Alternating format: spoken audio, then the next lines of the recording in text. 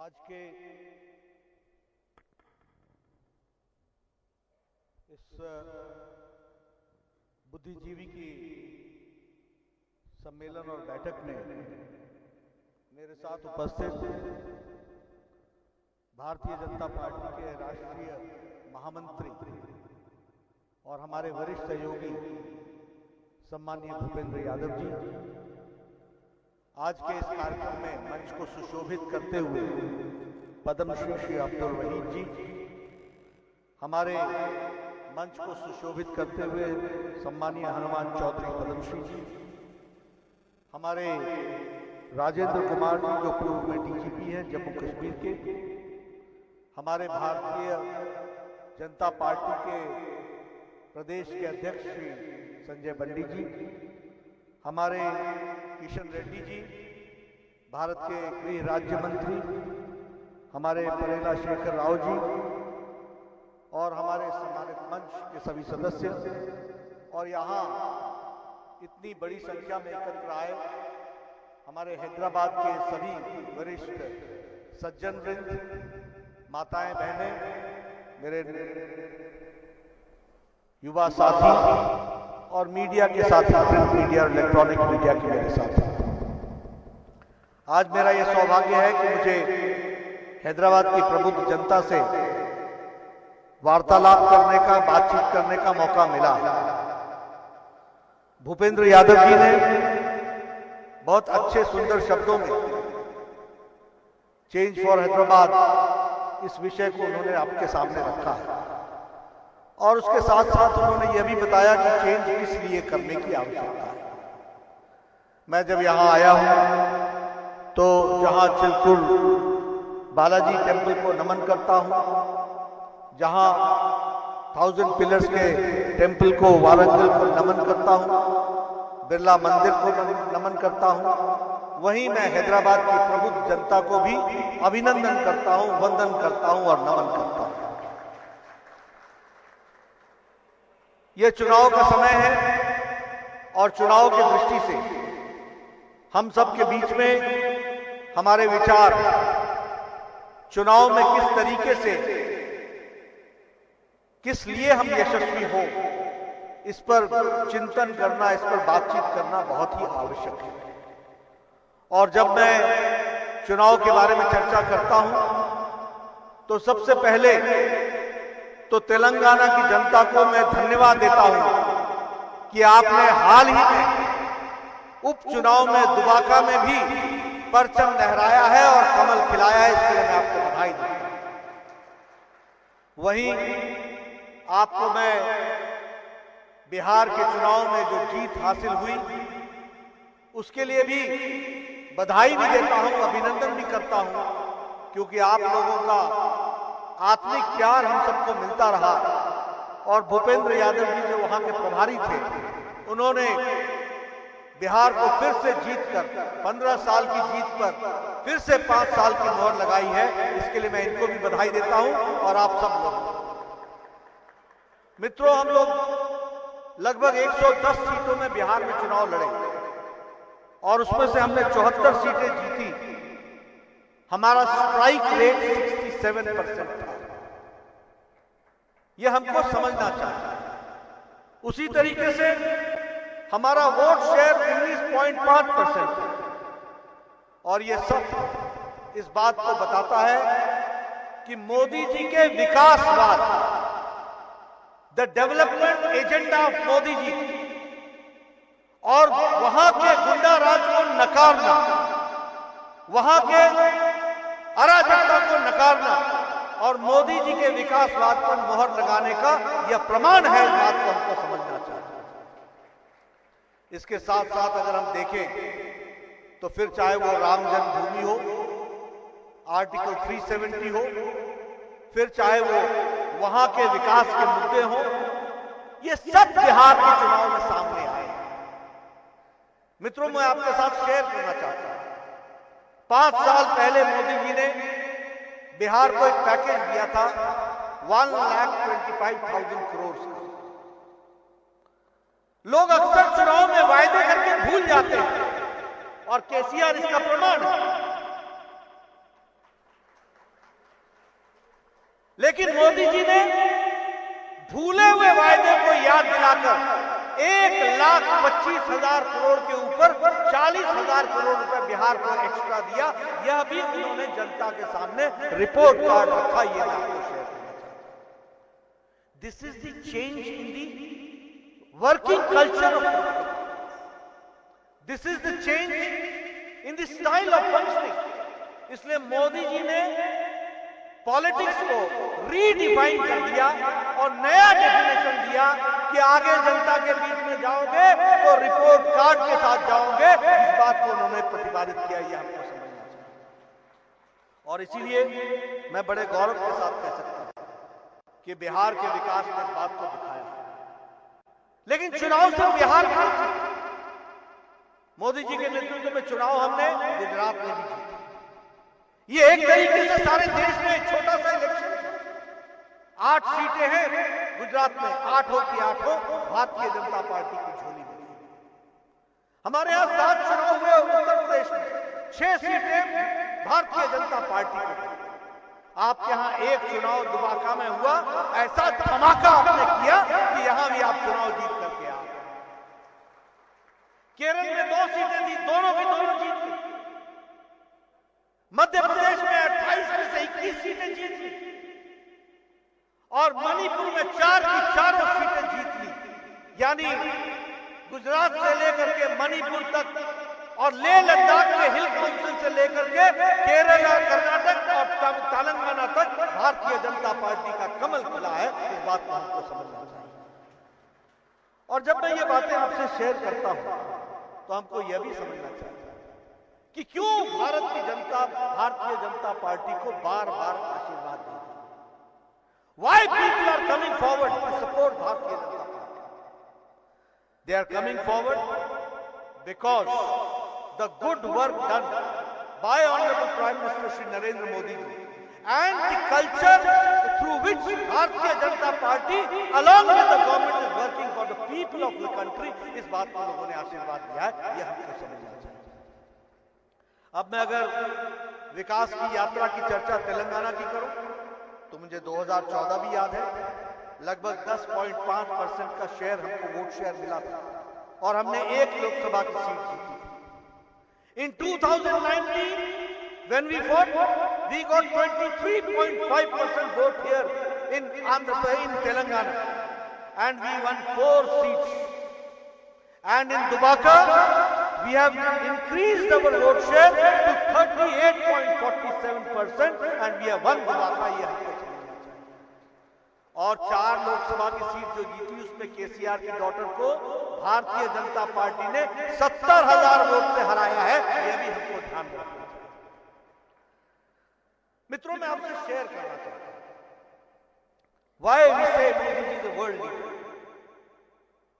why we believe that Modi ji is a world leader। अभी America का चुनाव हुआ। चुनाव का मुद्दा था कोविड मैनेजमेंट और मिसमैनेजमेंट। चुनाव का मुद्दा था between Trump and Biden that he was charged with mismanagement. अब वो मिसमैनेजमेंट था या मैनेजमेंट था तो ये जाने, लेकिन यह चुनाव का मुद्दा बना और ट्रंप को विफलता हाथ लगी। सारा यूरोप जो हेल्थ की दृष्टि से बहुत शक्तिशाली है, समृद्ध है, ताकतवर है, मच मोर देन इंडिया, लेकिन वह भी अपने आप को कोविड मैनेजमेंट में असहाय पा रहा था। They were feeling that their systems are collapsing and they are not able to sustain the health systems. लेकिन here Prime Minister Modi led the country from the front और 130 करोड़ देश में बोल्ड डिसीजन लेकर के, टाइमली लॉकडाउन लेकर के 130 करोड़ की जनता को बचाने का काम किया। तो नरेंद्र मोदी जी ने किया है, यह हमको ध्यान रखना चाहिए। And not only that, I keep on saying this. You see, I've been a health minister, I know. We had only one lab, testing lab with 150 centers, and that was National Institute of Virology. Our capacity to test corona was only 1,500. We did not have a dedicated hospital for corona. We did not have a dedicated bed for corona. That was the situation when Modi ji took a bold decision to lock down. And with that lockdown, during that period, Prime Minister Modi, there was no manufacturer who was making personal protection equipment. There was no manufacturer who was making ventilators. Prime Minister Modi ने lockdown की अवस्था में 1600 dedicated corona hospital खड़े किए, 1600 dedicated hospital. The testing capacity increased from 1500 to 15 lakh per day. Today India is producing and manufacturing personal protection equipment 5 lakh per day and it is exporting also. ये भी हमको ध्यान रखना चाहिए. हमारी testing capacity मैंने कहा 15 लाख पहुंच गई. हमारे लेबोरेटरी 1600 क्रॉस कर गए. हमारे डेडिकेटेड हॉस्पिटल्स जो थे वो 1600 क्रॉस कर गए. And more than 4.5 lakh dedicated Covid beds तैयार हो गए और 3 लाख वेंटिलेटर भारत ने तैयार करके दिया. इस कोरोना अवस्था में ये हमको समझना चाहिए. I am giving this figures. I am giving this figures because intellectuals are sitting in front of me. You are not one vote. You are peers. You are the leaders. You can bring the change. And that is why I am giving these facts, because we should understand what is the difference between a leader and a leader like Narendra Modi. This we have to understand. इसलिए मैं health minister रहा हूं.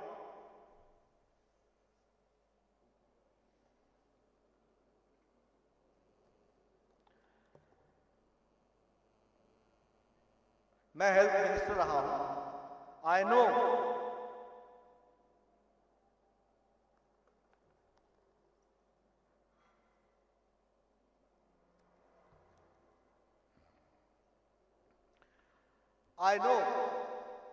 that on international forums how India was taken before 2014. When I became the health minister in 2014, India, because of alphabetical order in World Health Assembly, we used to sit at the back high, India. But when Modi ji came with Ayushman Bharat, the leader, the Director General of World Health Organization, Dr. Tedros said, where is Mr. Nadda? Please come forward and tell the world what Modi has done in Ayushman Bharat so that it can be replicated. मैं ये आपके सामने इसलिए ये सारी बातें कह रहा हूं क्योंकि we should understand what leaders make a difference. ये कोरोना क्राइसिस में डॉक्टर टेड्रोस ने और यूएन के सेक्रेटरी जनरल ने कहा that Modi has given an example that he has not only addressed the health issue but he has also addressed the economic issue. And he has given an economic subsistence level. He has tried to see that how 130 crore people survived during lockdown and he has taken care of that. He has addressed the economic issues. और उसकी जब हम बात करते हैं तो हम ये गौरव के साथ कह सकते हैं 8 करोड़ बहनों को 3 महीने के लिए एक गैस सिलेंडर 3 गैस सिलेंडर दिए गए. 20 करोड़ बहनों को 500 रुपए 1500 रुपए ड्यूरिंग लॉकडाउन पहुंचाया गया थ्रू डीबीटी जनधन योजना के खाते में और वो महिलाओं को पहुंचाया गया इसलिए कि महिलाएं घर चलाती हैं और उनका चूल्हा जलता रहे इसकी व्यवस्था हो इसलिए ये किया गया. अब you see the difference of how leaders change the country, how the leaders change the situation. एक प्रधानमंत्री थे स्वर्गीय राजीव गांधी कहते थे 1 रुपए भेजता हूं 85 पैसे रास्ते में खर्च हो जाते हैं. एक प्रधानमंत्री नरेंद्र मोदी हुए जिन्होंने लाल किले के प्राचीर से कहा कि जनधन में खाता खोलो, जीरो अकाउंट पर खाता खोलो and we will help you. और उस समय कांग्रेस पार्टी ने मजाक उड़ाया था कि क्या भारतीय जनता पार्टी के प्रधानमंत्री नरेंद्र मोदी लाल किले से खाता खुलवा रहे हैं. और during lockdown when there was no postman, there was no post office, no money order, 20 crore women got 500 rupees directly disbursed to their account. ये परिवर्तन ला करके दिखाया. ये 80 करोड़ की जनता को 80 करोड़ की जनता को 5 किलो 5 किलो चावल, 5 किलो गेहूं और 1 किलो दाल की व्यवस्था की गई मार्च महीने से लेकर के दिवाली तक। You see how poor people have been taken care. किस तरीके से उनकी चिंता की गई है। दिव्यांग भाई, स्पेशली एबल्ड पीपल, विडोज, हमारी विधवा बहनें, माताएं और हमारे बुजुर्ग, इनको 1,000 रुपए 3 महीने के लिए पहुंचाने का काम नरेंद्र मोदी जी ने किया। यह हमको समझना चाहिए। आत्मनिर्भर भारत, यह आत्मनिर्भर भारत क्या है? This is converting an opportunity, अवसर को, आपदा को अवसर में बदलने का तरीका है। कैलामिटी को, ट्रेजेडी को एक अवसर में, अपॉर्चुनिटी में बदलने का तरीका है। और वो कैसे है कि 3 लाख करोड़ रुपए एमएसएमई सेक्टर में फिर से उनको रिवाइटलाइज करने के लिए देने का प्रावधान किया गया। इतना ही नहीं, इसके साथ साथ 1 लाख रुपए फार्म सेक्टर में खर्च होगा, फार्म सेक्टर यानी एग्रीकल्चर। एंड एग्रीकल्चर में the money will be spent by the people, that is the farmers, producers, organizations. They are going to spend, they are going to decide how the value addition can be done in agricultural sector, in the produce of agricultural sector, how they can think about linkages to the mandi, उसके लिए वो कैसे काम कर सकते हैं, इसका इंतजाम करने की बातचीत उसमें जुड़ी गई। हमारे 50 लाख स्ट्रीट वेंडर्स को 5 से 10 हजार रुपए उनको मिल सके, इसकी व्यवस्था की गई, ताकि हम आत्मनिर्भर भारत की दृष्टि से खड़े हो सके और उसकी हम चिंता कर सके। इस बात को उसमें करने का प्रयास हुआ है। Friends, here I would like to also urge आपसे मैं रिक्वेस्ट कर रहा हूं कि आत्मनिर्भर भारत में we should be vocal for local. उसके लिए हमको काम करना चाहिए। फिर चाहे वो यहाँ का बिद्री क्राफ्ट हो, चाहे वो यहाँ का बटीक पेंटिंग्स हो, चाहे वो पोचमपल्ली का हैंडलूम्स हो, इस पर हम इनको कैसे वर्ल्ड का ब्रांड नेम दे सकते हैं, इस पर हमको काम करना चाहिए। और इस पर फुल सपोर्ट मोदी जी का है, इसको भी हमको समझना चाहिए। This is also the schemes which we have to understand. Friends, when I talk about the good schemes which has been implemented, जिसके कारण लोग आज बारंबार मोदी जी को शाबाशी दे रहे हैं, मुहर लगा रहे हैं और उनकी नीतियों को अपने तरफ से एक साधुवाद दे रहे हैं, उसके कारणों को भी हमको समझना पड़ेगा। जब हम स्वच्छ भारत की बात करते हैं, आपको याद होगा कि प्रधानमंत्री जी ने अगेन 2014 में लाल किले के प्राचीर से कहा था कि स्वच्छता के लिए हमको काम करना है, स्वच्छता। और उस समय भी लोगों ने कहा था, विशेष करके कांग्रेस ने, कि what Modi ji is talking from Lal Qila प्राचीर, from the ramparts of Lal Qila, he is talking about स्वच्छता। ये कोई इशू है?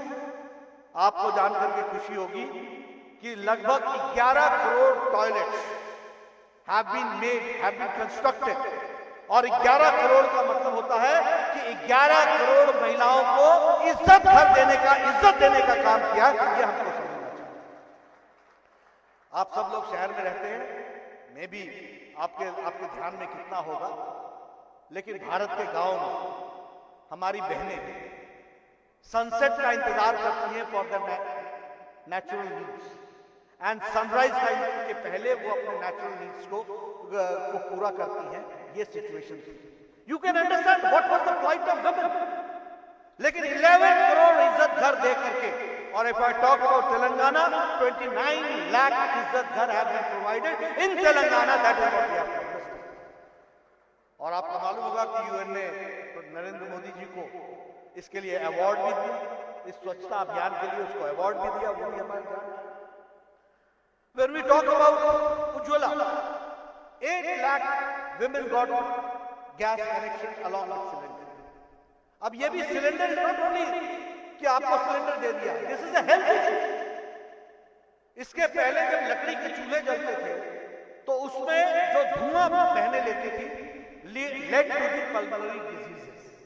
But they have been empowered, and that is how we should look towards this aspect also. You talk about Ujjwala Yojana, you talk about Saubhagya Yojana, you talk about Ayushman Bharat.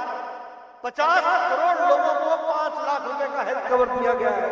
And I'm sorry to say that KCR has not allowed this to be implemented in the land of Telangana. This is your leader, which you have to understand. And how many people are there? 26 lakh families इसके implementation मिलती, so 26 lakh families are deprived of 5 lakh health cover every year basis उसको deprive किया गया है। यह भी हमको ध्यान रखना चाहिए।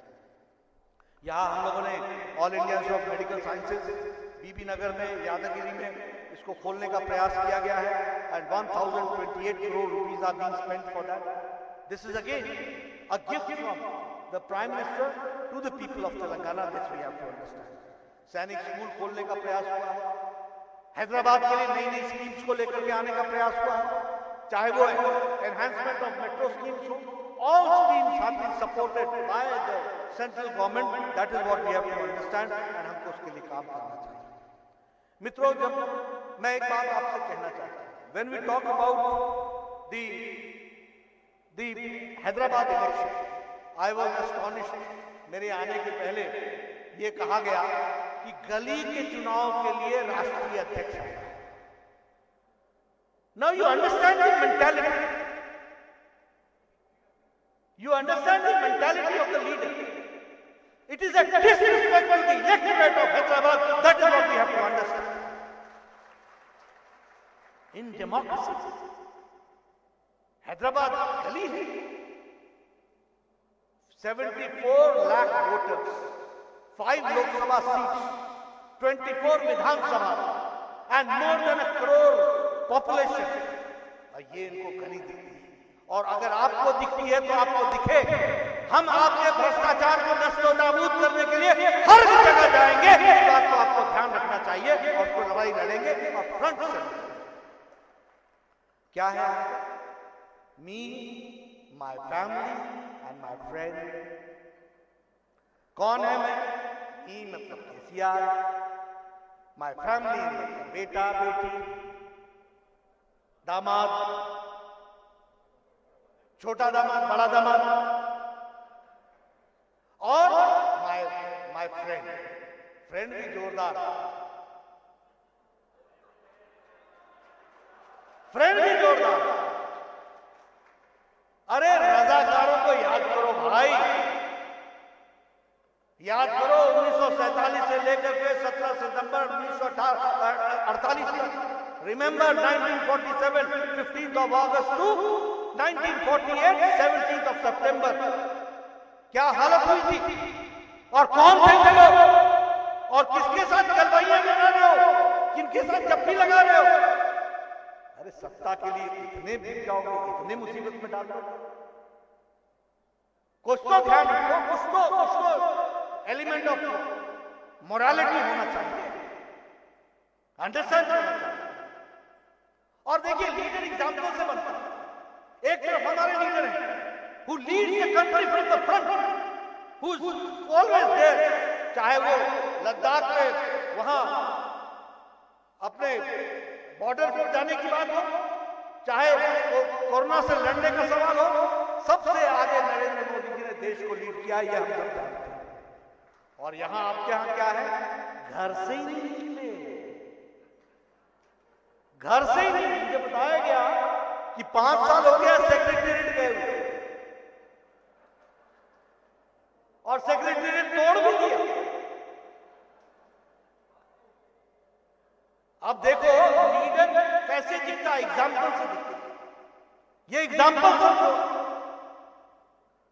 जो वास्तु से डर जाए वो जनता का क्या भला है? अरे जनता ने वोट दिया जनता की सेवा करने के लिए।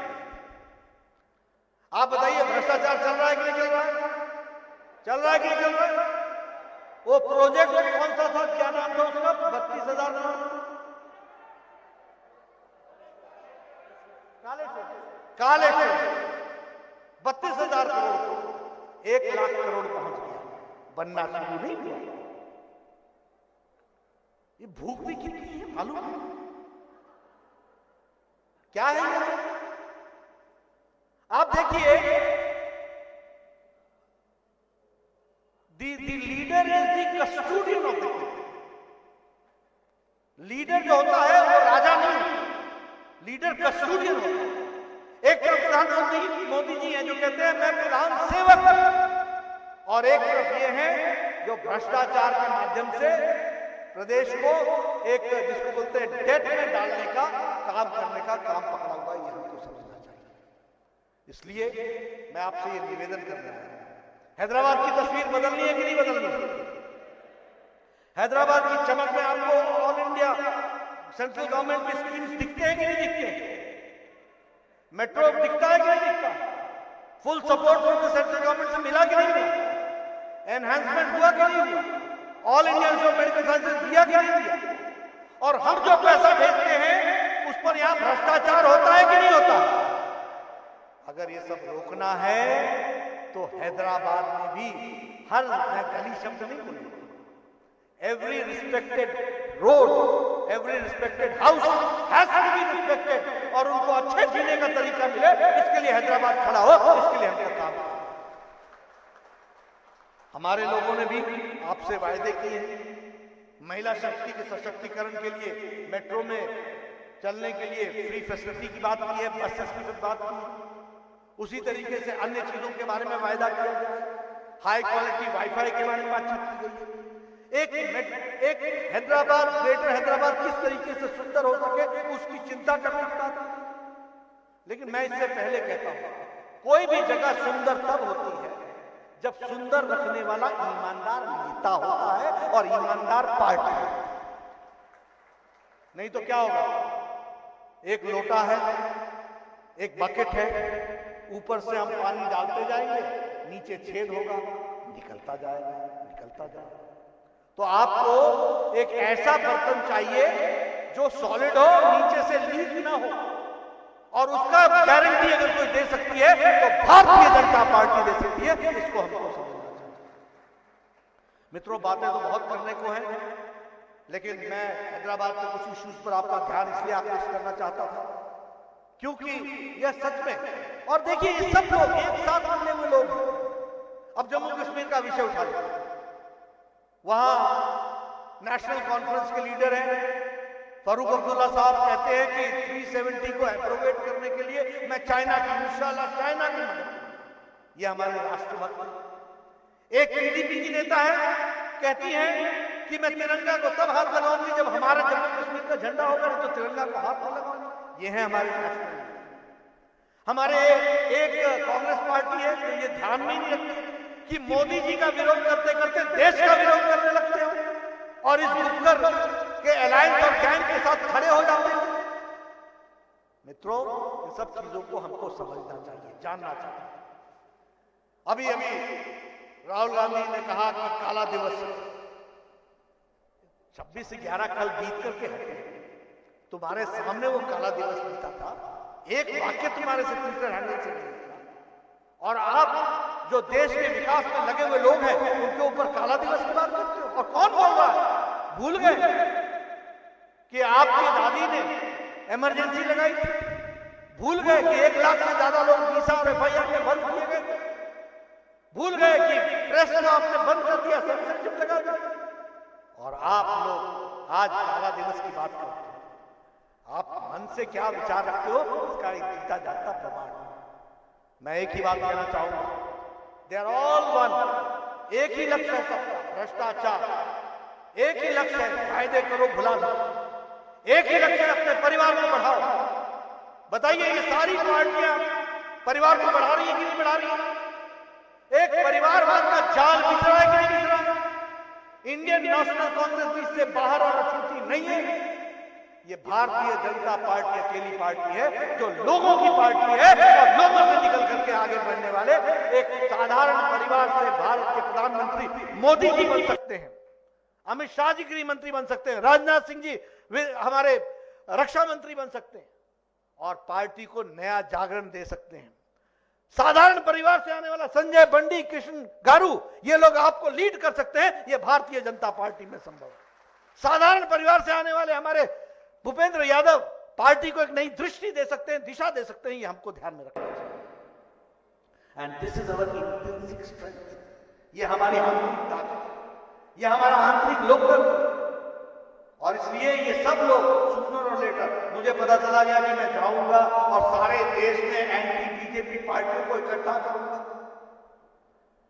अरे ऐसा क्यों नहीं बोलते हो कि मैं निकलूंगा और मैं सारी फैमिली पार्टी को फैमिली बनाऊंगा? ऐसा बोलो ना, birds of a feather flock together, एक साथ इकट्ठे होते हैं।